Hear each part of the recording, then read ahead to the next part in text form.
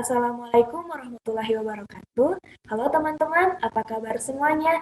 Semoga kita semua dalam keadaan baik dan terus ada dalam lindungan Allah Subhanahu wa taala. Amin, Allahumma amin. Nah, kami kelompok 5, kelas B2 Pendidikan Ilmu Komputer 2021 akan mempresentasikan proyek kelompok mata kuliah Aljabar Linear dan Matriks dengan materi barisan Fibonacci. Sebelum kita memasuki materi, kita akan belajar dulu sejarah tentang barisan Fibonacci.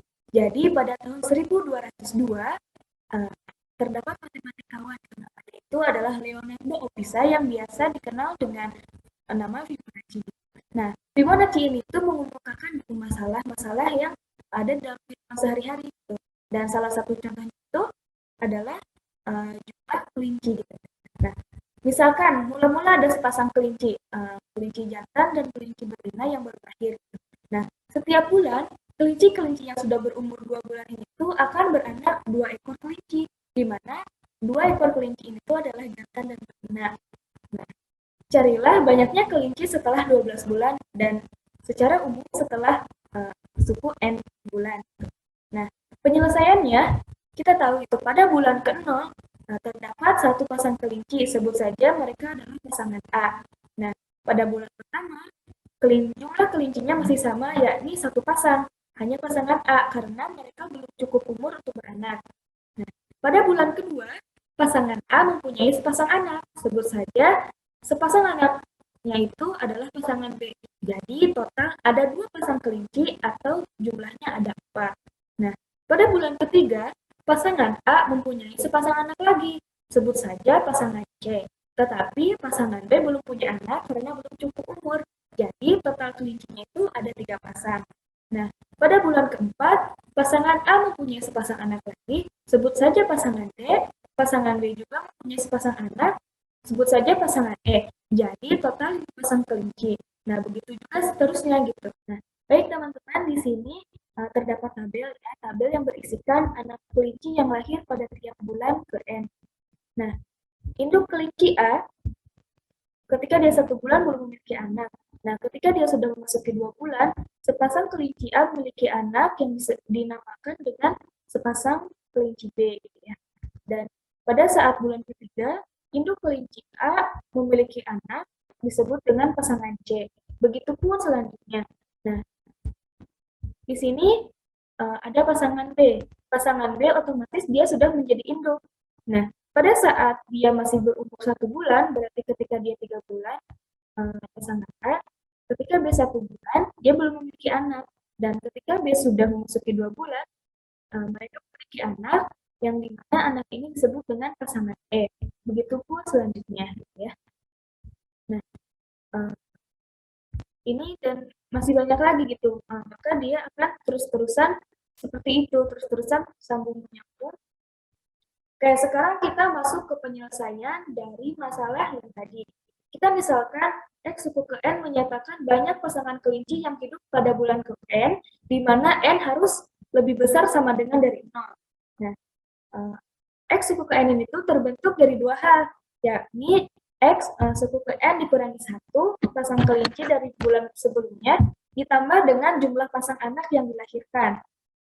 Nah, karena kelinci yang mempunyai anak adalah yang berumur minimal 2 bulan, maka jumlah pasang anak yang diperoleh sama dengan jumlah kelinci pada 2 bulan sebelumnya, yaitu X suku N dikurangi 2. Nah, oleh karena itu, maka akan didapatkan relasi gitu untuk mencari X suku N sama dengan X suku N dikurangi 1 ditambah X suku N dikurangi 2 dengan X0 sama dengan 1 dan X1 sama dengan 1.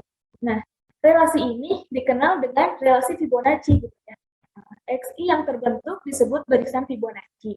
Berbicara tentang barisan Fibonacci, bisa kita simpulkan bahwa barisan Fibonacci itu merupakan barisan yang diartikan secara rekursif gitu ya, sebagai barisan yang saling berkaitan di mana angka berikutnya diperoleh itu dengan cara menambahkan kedua bilangan yang berurutan sebelumnya. Nah, untuk membentuk barisan ini, kita pertama-tama harus menentukan tentukan dua suku pertama sebagai X0 sama dengan 1 dan X1 sama dengan 1. Kemudian, tentukan suku ke N sebagai jumlah dari dua suku sebelumnya, yaitu suku X suku ke N sama dengan X suku ke N dikurangi 1 ditambah X suku ke N dikurangi 2. Jadi, suku keduanya adalah 2 sama dengan 1 tambah 1. Dan suku ketiganya adalah 3, yakni dari 2 ditambah 1. Dan seterusnya. Nah, rumus tersebut dikatakan rekursif karena sejumlah N dikurangi suku pertama harus dihitung sebelum suku ke N, sehingga dapat dihitung. Nah, dalam proyek ini, kita akan menggunakan nilai eigen dan diagonalisasi untuk mendapatkan rumus eksplisit suku ke N dari barisan Fibonacci. Contoh soalnya, di sini ada soal hitung 10 suku pertama dari barisan Fibonacci 2 ini dengan diketahui X0 sama dengan 1 dan X1 sama dengan 1. Nah, seperti yang kita tahu, kalau untuk menghitung barisan Fibonacci itu adalah dengan menjumlahkan dua bilangan sebelum suku ke N. Nah, langsung saja kita sekarang akan, karena X0 sudah diketahui dan X1 sudah diketahui, maka sekarang kita akan mencari suku kedua gitu ya. Kalau di sini ditulis dengan X2. Nah, rumusnya itu adalah X suku ke N dikurangi 1 ditambah X suku ke N dikurangi 2. Gitu ya. Nah, karena yang kita cari adalah suku kedua, maka N di sini merupakan 2. Jadi, X suku 2 kurangi 1 sama dengan 1, dan Xn kurangi 2 sama dengan X0 gitu. Jadi yang kita jumlahkan adalah X1 dan X0 gitu. Dengan X1 sama dengan 1 dan X0 sama dengan 1, maka suku kedua barisan Fibonacci-nya dengan barisan Fibonacci hasilnya adalah 2. Nah, untuk suku ketiga begitu pun gitu ya. Karena kita tahu gitu, istilahnya tuh kalau barisan Fibonacci itu menghitung dua bilangan sebelumnya, maka kita langsung saja. Nah, di sini untuk menghitung suku ketiga itu adalah dengan menjumlahkan X2 dengan X1, yaitu 2 ditambah 1, maka hasilnya adalah 3. Gitu. Nah, untuk mencari suku keempat, maka dijumlahkan X3 ditambah X2, di mana dengan X3 sama dengan 3 dan X2 sama dengan 2, maka hasilnya adalah 5. Nah, untuk suku kelima juga seperti itu, X5 sama dengan X4 ditambah X3, dengan X4 sama dengan 5 dan X3 sama dengan 3, maka hasilnya adalah 8. Nah, untuk suku ke-6 juga berarti X5 ditambah X4, hasilnya adalah 13. Nah, untuk suku ke-7 menambahkan X6 ditambah X5, maka dengan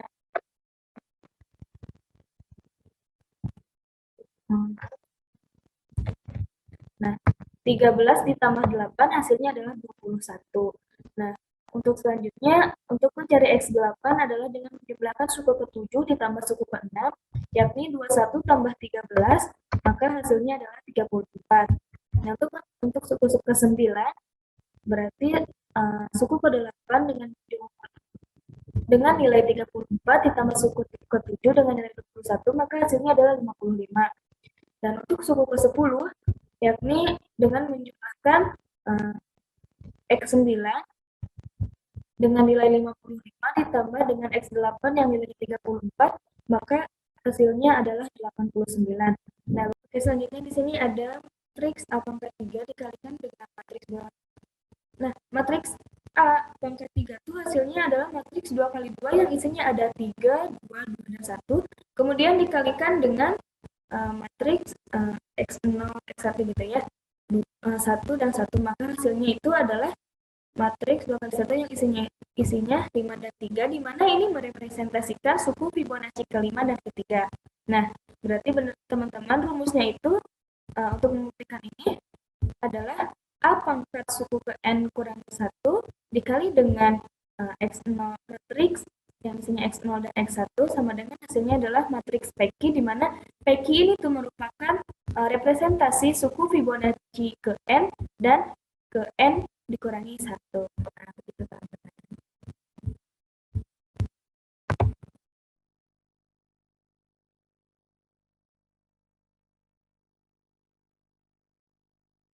Oke, di sini saya akan menjelaskan untuk barisan Fibonacci diagonalisasi.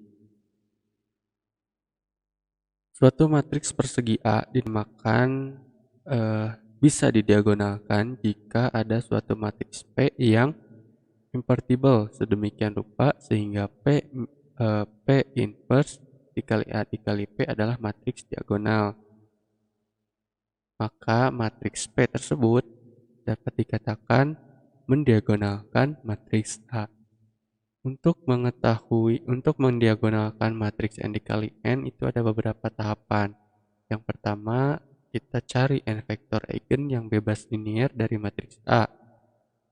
Lalu kita membentuk matriks P yang mempunyai vektor eigennya sebagai vektor-vektor kolomnya.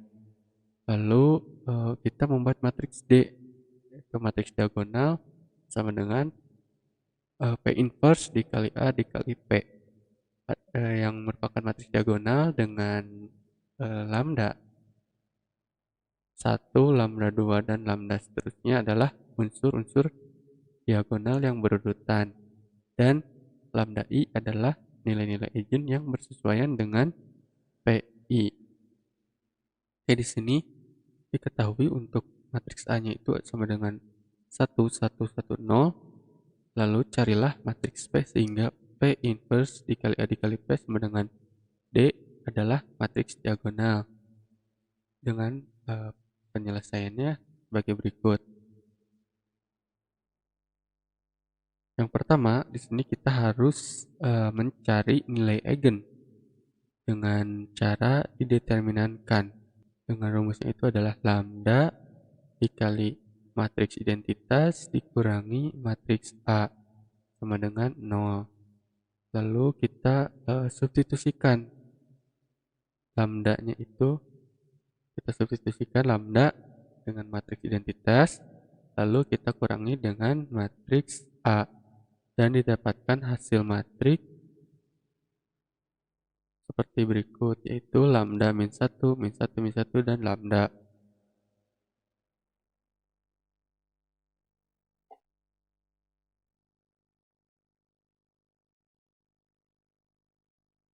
Lalu hasil matriksnya ini kita determinankan. Untuk mencari determinan dari sebuah matriks yang berordo 2 kali 2 itu dengan cara A dikali B dan B dikali C, lalu menghasilkan persamaan sebagai berikut. Lambda kuadrat min lambda min 1 sama dengan 0. Lalu selanjutnya kita mencari akar-akar dari persamaan yang sudah kita dapatkan sebelumnya. Dengan cara kita menggunakan rumus lambda sama dengan min B plus minus akar B kuadrat min 4AC per 2A. Lalu kita substitusikan elemen-elemen yang terdapat dalam persamaan tersebut ke dalam persamaan yang sudah disebutkan sebelumnya. Setelah kita operasikan, maka didapatkan hasilnya itu adalah sebagai berikut, yaitu lambda sama dengan 1 plus minus akar 5 per 2. Lalu setelah kita mengetahui nilai eigennya, kita lanjutkan untuk mencari ruang eigen. Maka untuk lambda 1-nya itu sama dengan 1 plus akar 5 per 2, dan lambda 2-nya adalah 1 min akar 5 per 2. Dengan vektor eigennya adalah seperti yang ada pada gambar ini. Lalu setelah kita mendapatkan ruang eigen 1, 2, dan nilai eigen, setelah kita mendapatkan ruang eigen apa 1 dan 2 dan juga nilai eigennya, kita dapat menentukan matriks P, yang dimana matriks P ini merupakan gabungan dari hasil lambda 1 dan lambda 2. Setelah itu kita akan mencari inverse matriks P, yang dimana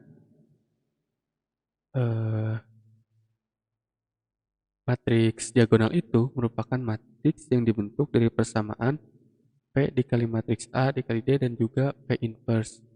Dan didapatkan untuk P inverse-nya itu adalah berikut, yaitu akar 5 per 5 minus 5 plus akar 5 per 10 minus akar 5 per 5 dan 5 plus akar 5 per 10.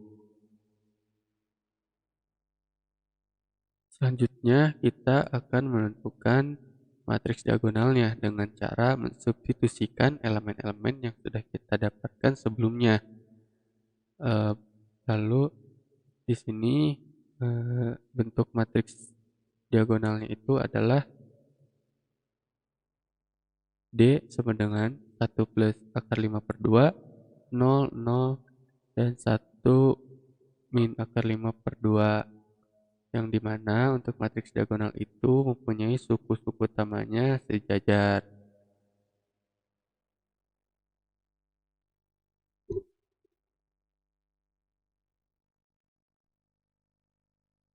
Oke, kita lanjutkan untuk di sini setelah kita mendapatkan matriks D yang diperoleh dari tahapan sebelumnya, yaitu tahapan pada nomor C. Di sini kita dapat menentukan suku Kn dari barisan Fibonacci.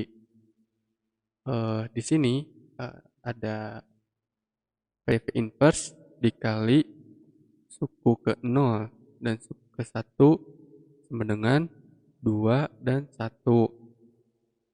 Di mana X0 itu sama dengan 0 dan X1 itu sama dengan 1. Dari hasil perkalian ini dapat merepresentasikan untuk suku Fibonacci kedua dan juga ke 1. Untuk menentukan suku ke N, kita bisa dapatkan dengan cara yang sama seperti soal berikut. Dari rumus ini, kita dapat mengetahui bahwa D itu dibentuk dari P inverse dikali A dikali P. Maka didapatkan P inverse itu PP inverse A PP inverse sama dengan PDP inverse, dengan A sama dengan PDP inverse, sedangkan untuk A3 itu adalah PDP inverse dikali PDP inverse dikali PDP inverse sama dengan PD pangkat 3 di PD pangkat 3 P inverse. Selanjutnya untuk penyelesaian untuk suku Fibonacci kedua dan satu itu dapat dilihat di sini, dan hasil dari perkalian tersebut dapat merepresentasikan suku Fibonacci kedua dan ke satu dan seterusnya.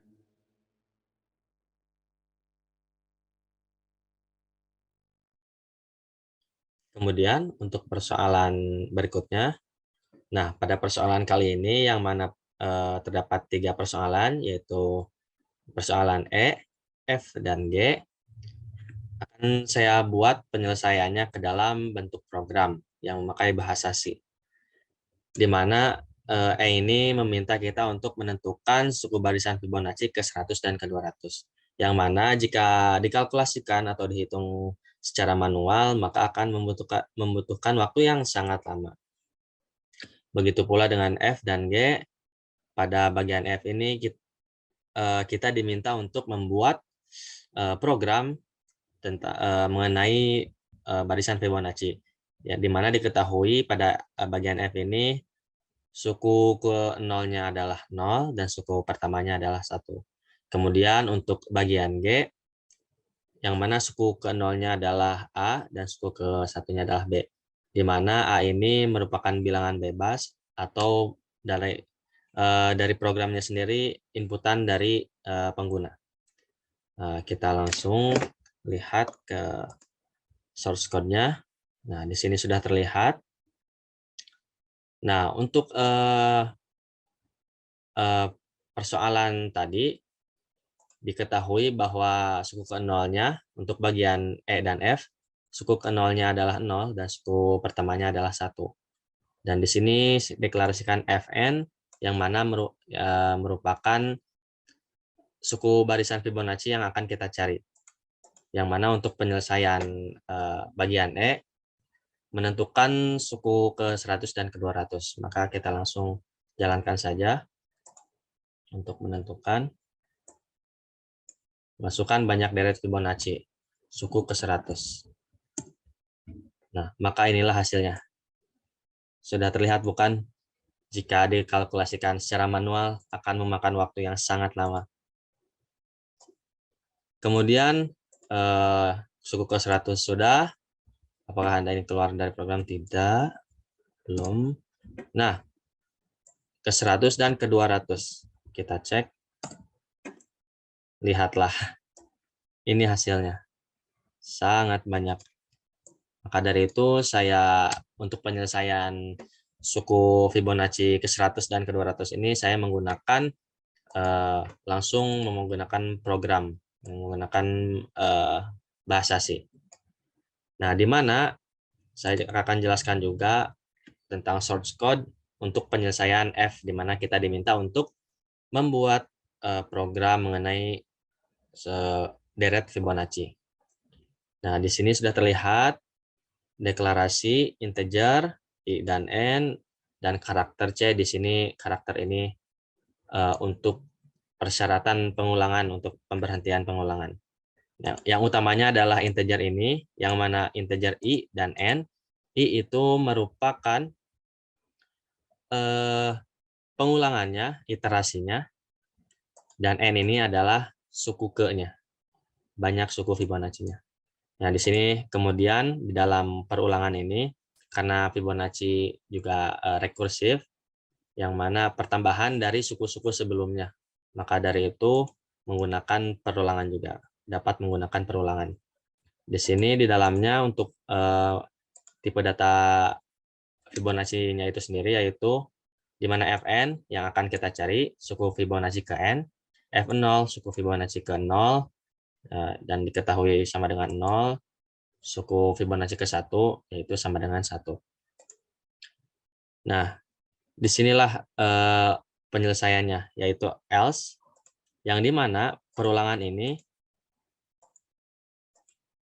dimulai dari suku ke 1 hingga suku ke N, dimana ini merupakan penjumlahan. Disinilah rumusnya, yaitu dimana Fn sama dengan F1 ditambah F0. Kemudian F0 sama dengan F1 ditukar, dan ditukar lagi, F1 sama dengan Fn.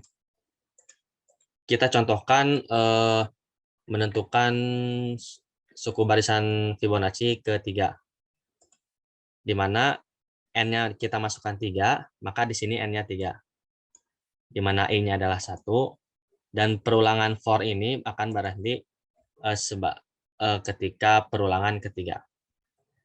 Kita contohkan Fn 3, di mana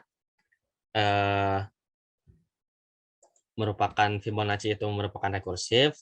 Kita masukkan F3. Sebelumnya kita harus mencari tahu dulu suku-suku sebelumnya sebelum mencari suku yang ingin kita cari. Suku ke-1, suku ke-0 dan ke-1 sudah dicari, sudah kita ketahui yaitu 0 dan 1. Kemudian untuk suku keduanya belum kita ketahui. Karena untuk mencapai suku ketiga kita harus mengetahui dulu suku keduanya. Kita masukkan Fn2, N-nya adalah 2. Maka F1-nya adalah 1 tadi, ditambah F0-nya adalah 0. Maka Fn-nya adalah Fn-nya tadi adalah 2, maka suku keduanya adalah 1, di mana 1 ditambah 0. Kemudian ditukar F0 ini menjadi F1, yang mana F0 ini akan maju ke suku berikutnya. F0 menjadi F1, yang mana F1 adalah 1, kemudian F1 menjadi Fn, yang mana suku ke-1 ini berubah menjadi suku kedua. Fn tadi adalah suku kedua. Kemudian, karena tadi 1 sudah, perulangan ke-1, lanjut I-nya bertambah menjadi 2. 2 kurang dari 3, karena suku yang kita cari adalah 3. Maka masih memenuhi perulangan, kemudian melaksanakan program ini, di mana F3-nya adalah sama dengan F1, di mana F1 sebelumnya telah diubah menjadi F2. F2 itu adalah 1. 1 ditambah F0. F0 juga telah bertambah yang ditukar pada sebelumnya. F0 merupakan F1, di mana F1 adalah 1. Maka 1 ditambah 1, F1 ini adalah menjadi 2, suku kedua, dan F0 ini adalah menjadi suku ke-1. Di mana F2-nya adalah tadi 1, dan F ke-1-nya adalah 1. Maka 1 ditambah 1 adalah 2. Di mana suku ketiganya sama dengan 2. Kita buktikan dalam programnya. Banyak deret Fibonacci ke-3. Nah, maka benar bahwa suku Fibonacci ketiga adalah 2. Maka inilah source code dari barisan Fibonacci dengan diketahui suku ke-0-nya adalah 0 dan suku ke-1-nya adalah 1. Maka telah selesai untuk persoalan bagian E dan F. Kemudian lanjut, sini saya keluarkan dulu. Nah, lanjut untuk bagian persoalan G, penyelesaian G. Sudah tertera di sini, tidak jauh berbeda dari yang tadi. Yang membedakan adalah suku ke-0 dan pertamanya ditentukan oleh user atau pengguna. Nah, di sini dapat kita lihat, karena pada tadi persoalannya adalah dengan X0 sama dengan A, dan X1 sama dengan B. Nah, di sini kita buat F0 sama dengan A, dan F1 sama dengan B. Kemudian masuk lagi, yang mana sama persis seperti sebelumnya, yang membedakan hanyalah pada bagian suku ke-0 dan suku pertama. Karena ya saya ingatkan kembali, yang mana Fibonacci itu untuk mencari suku ke selanjutnya, maka harus diketahui dulu suku-suku sebelumnya. Nah, kita langsung jalankan saja. Di sini sudah programnya, masukkan nilai A. Nah, sebelumnya kita contohkan saja. Misalkan saya masukkan nilai A itu adalah 1, dan kemudian nilai B adalah 1. Di mana tadi adalah A merupakan suku ke-0 dan B merupakan suku ke-1 atau pertama. Kita deklarasikan suku ke-0-nya 1 dan suku pertamanya adalah 1. Nah, kemudian misalkan kita ingin mencari suku ketiga. Nah, maka untuk mencari suku ketiga, kita harus mencari dulu suku-suku sebelumnya, yang mana suku kedua belum kita ketahui, sedangkan suku ke-0 dan ke-1 sudah kita ketahui. Nah, untuk mencari suku kedua, kita coba cari suku kedua, yang mana Fn atau Fn-nya 2, kita misalkan F2, sama dengan F1 ditambah F0, karena suku Fibonacci kedua merupakan penjumlahan dari dua suku sebelumnya, yaitu suku pertama dan suku ke-0. Suku pertama yaitu 1, dan suku ke-0 yaitu 1 juga, yang mana kita lihat di sini, 1, 1. Maka suku keduanya adalah 1 ditambah 1, sama dengan 2. Kemudian kita tukar lagi, untuk suku ke-0-nya berubah menjadi suku pertama, dan suku pertama berubah menjadi suku kedua. Lalu lanjut lagi perulangannya, karena kita mencari suku ketiga, di mana N-nya 3, tadi iterasi pertama, kemudian I-nya bertambah, sekarang merupakan iterasi kedua. Nah, pada iterasi kedua, Fn-nya, N-nya sama dengan 3. F3 sama dengan F1, di mana F1 merupakan menjadi F2, karena penukaran pada bagian sini, dan F0 berubah menjadi F1. Di mana F2 tadi sama dengan 2, suku keduanya adalah 2, dan suku ke-1-nya adalah 1. Maka 2 ditambah 1 sama dengan 3. Nah, apakah benar suku ketiganya adalah 2 ditambah 1, yaitu 3? Kita coba buktikan banyak atau suku Fibonacci ketiga. Nah, maka benar 3, yang mana 2 tambah 1. Karena hal ini benar, maka untuk suku-suku selanjutnya merupakan akan benar juga, karena programnya sudah sesuai, yang mana program ini tersebut bisa dikatakan sebagai fungsi rekursif, yaitu mengulangi penjumlahan terus memanggil dirinya sendiri, yang mana sebelum-sebelumnya terus dipanggil. Disinilah fungsi rekursifnya. Jadi F0-nya ditukar dan F1-nya ditukar juga, yang mana terus maju. Sehingga untuk mendapatkan tadi barisan Fibonacci-nya. Kita contohkan lagi suku keempat dari Fibonacci ini. Nah, suku keempat merupakan penjumlahan suku ketiga ditambah dengan suku kedua, di mana suku ketiga adalah 3, di sini kita lihat, dan suku keduanya adalah 2. Maka 2 ditambah 3 yaitu 5. Apakah benar? Nah, maka benar. Dengan begitu, maka inilah penyelesaian untuk persoalan G ini, persoalan bagian G ini pada PPT tersebut. Kita keluarkan.